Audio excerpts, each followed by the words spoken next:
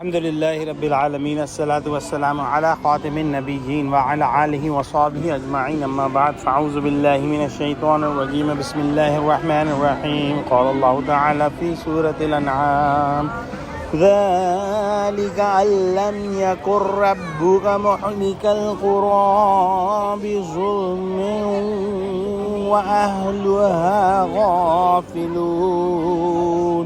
Translation: this is to make clear that your Rabb does not destroy township and cities unjustly while their people remain unaware. In the previous ayah, we studied that Allah subhanahu wa ta'ala mentioned to the jinn kind and mankind that in the hereafter He will ask them that did my messengers not come to you, and did they not warn you and give my verses to you about the day of judgment? They will testify and say that yes, they did come, and they will testify against themselves.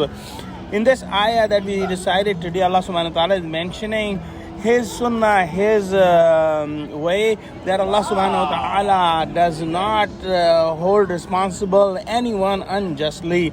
Allah subhanahu wa ta'ala has given the prophets in the books and the ayahs and the clear signs to all the humanity, and based on that, if they still pursue the life of sins, if they still pursue the life of falsehood, only then they will be responsible. But whoever will see the signs and the ayahs and accept the truth and go on the straight path, the path of good deeds, they will end up in the paradise.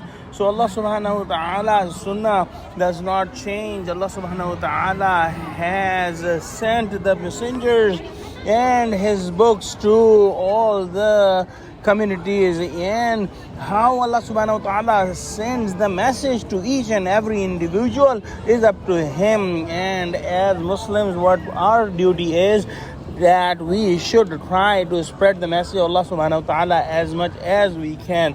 Let's pray that Allah subhanahu wa ta'ala give us true understanding of Quran, connect us to the truthful people, and make us do the efforts for the hereafter, and give us the eyes that can see with the vision that will show us the hereafter, so that we can prepare for it. Ameen. Wa akhiru da'wana alhamdulillahi rabbil alameen. Assalamu alaikum.